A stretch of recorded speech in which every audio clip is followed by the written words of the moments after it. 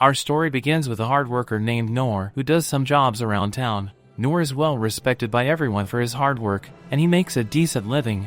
One day when being paid, Noor hears a girl calling for help, and he rushes into a cave to find that she's being attacked by a dangerous monster.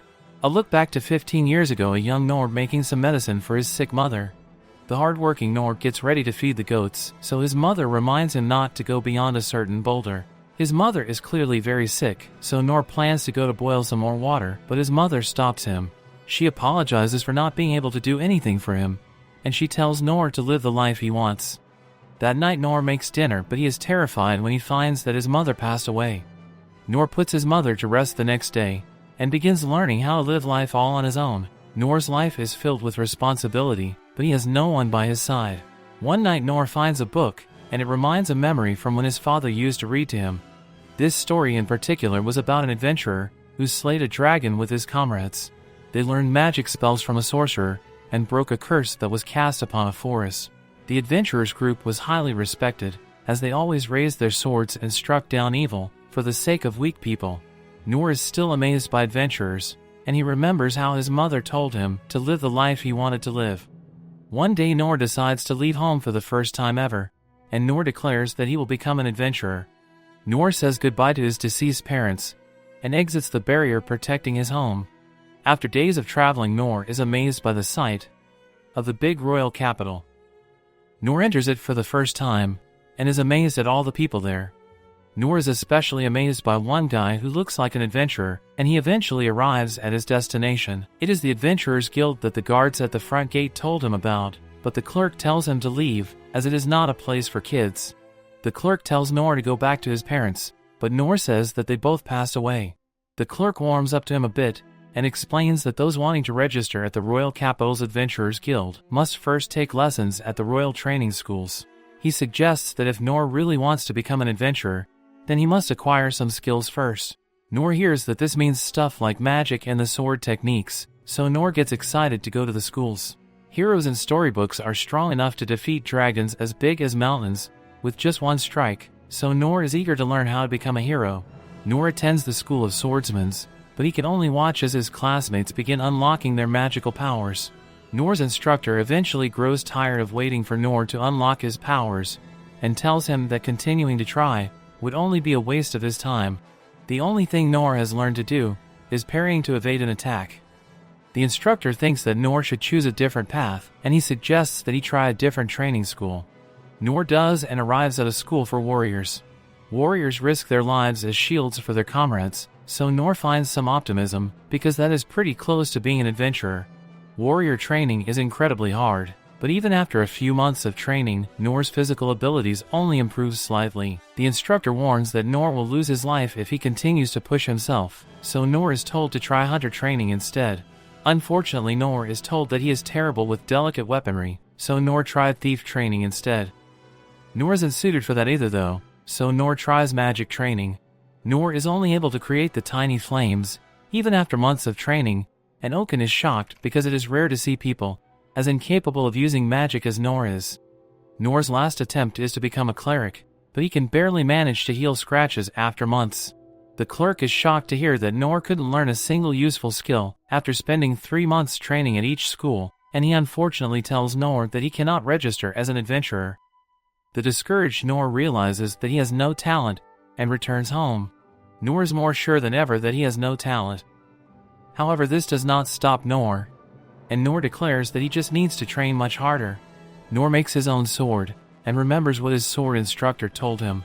Sig said that if Noor practices one skill repeatedly, he might be able to master a new skill. Parrying was the only real skill Noor acquired from training, so Noor decided to train at morning, noon, and night for as long as he could. 1 year later, Noor has improved his parry skill so much that he can now evade 10 swords in one breath. Noor doesn't have any new skills yet, but his parry skill has improved immensely. 3 years later, Noor is now able to evade 100 swords in one breath. However, Noor still doesn't have any new skills, so Noor determines that he has no chance of ever becoming an adventurer. Noor continues training, eventually destroying his sword and seeing a light in his hand. Noor is incredibly determined and decides that he needs to train even harder. 10 years later, Noor thinks about how he has trained every day without fail, and now Nor can parry 1,000 wooden swords.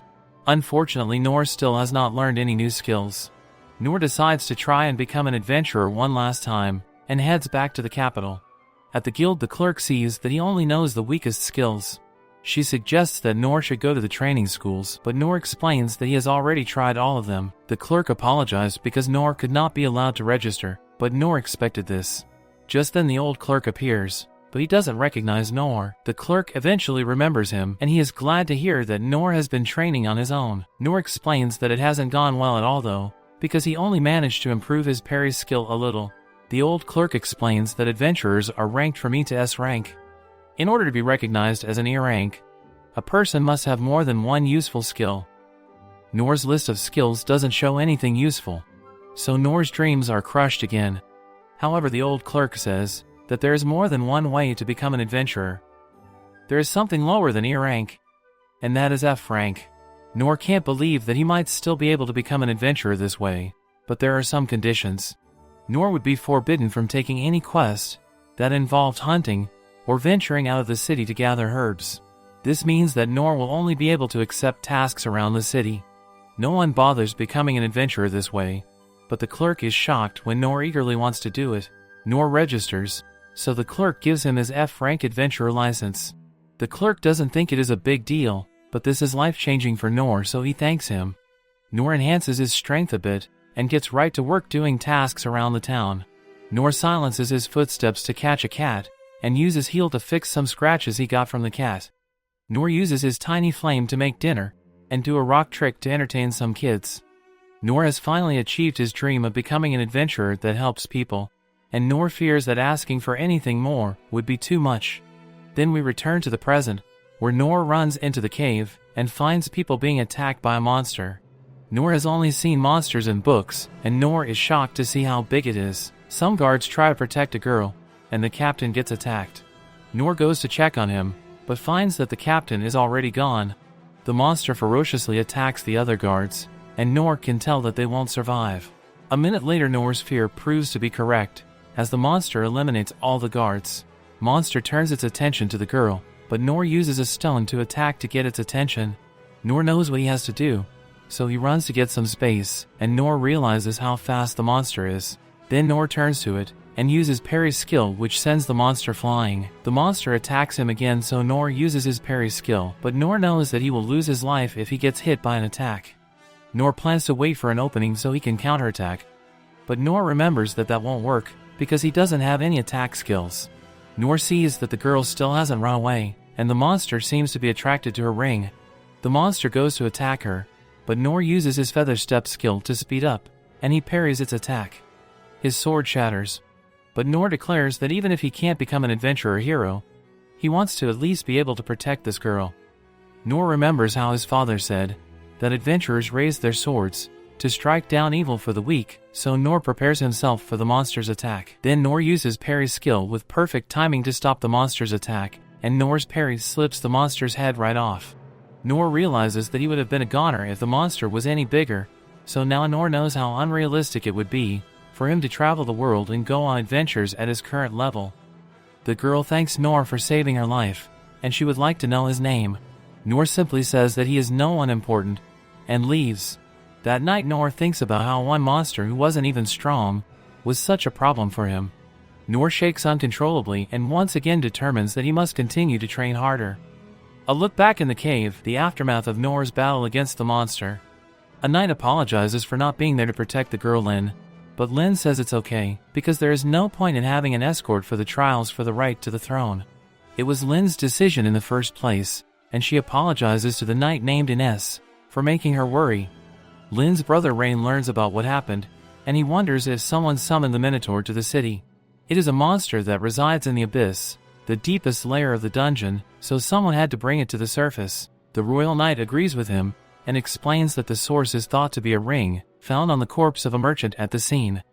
The mage Oken analyzed the ring, and found that it had a very high-quality stone that would not be found on the market. The crest on the stone indicates that the ring originates from the magic empire of Deridas. This isn't the first time they have been antagonized by Deridas.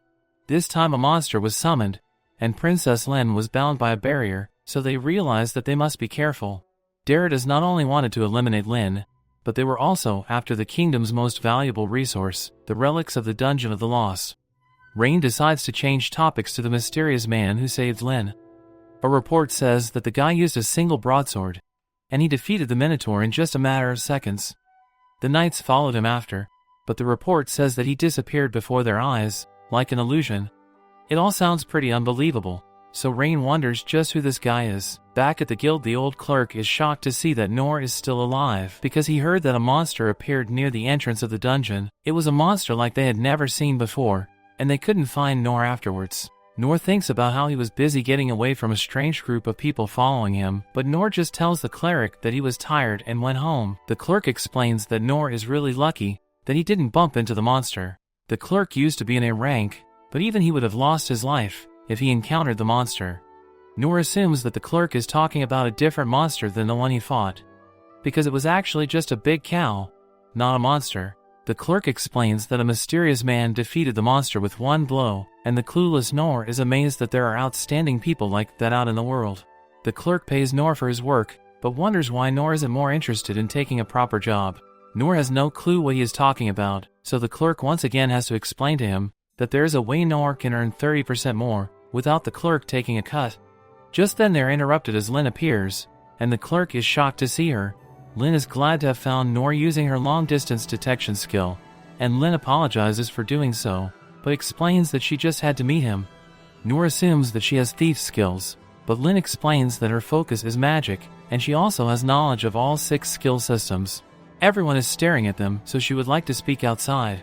The clerk is uneasy though, and wonders what kind of trouble Noor got himself into. Lin explains that talking outside would be better because there are less people there, and no one will be able to hear them when she uses her soundproofing and concealment spell. Noor wonders if it is a good idea to go with her, but the clerk tells them that he must. Outside, Noor overhears that everyone is searching for the mystery man, but they begin to wonder if he even really exists. Noor wonders who they are searching for, but Lin tells him not to worry because they can't be detected. Lin did all this to thank him for saving her life, and Lin explains that Noor actually saved the lives of many others in the nation. Noor points out that Lin is pretty strong herself, and Noor thinks he actually just interfered with her fight. Lin can't imagine what would have happened to her if it wasn't for Noor, so Noor decides to accept her thanks. Lin wants to compensate him with her deepest gratitude, but the humble Noor says it's not necessary. Her father even wants to thank Noor personally, but Noor also says that's going too far. Lin explains that she is a person of high status, so she must give something to the person she owes her life to. Lin gets frustrated though when Noor rejects all her offers because Noor doesn't need anything. Lin eventually begins to cry and declares that Noor is obligated to accept her gratitude, so Lin refuses to move an inch until Noor does. This makes Noor remember the determination he had when trying to train at the schools, and Noor said he wouldn't leave either. Noor agrees to her demands because simply meeting her father doesn't seem like much of a problem. Noor is surprised when Lin gets really cautious about it, and Lin explains that she doesn't want people to spot them. To keep that from happening, Lin uses concealment, detection occlusion, and multiple other skills to hide them. Noor is shocked to see how huge her house is, but Lin says it's pretty common for her kind of family. Noor finally gives her his name, and then realizes that Lin hasn't formally introduced herself yet. Her name is Linbird Clays, and she goes as Lin when she is adventuring. Noor can't believe how huge Lin's house is, so Noor assumes that Lin is some kind of noble.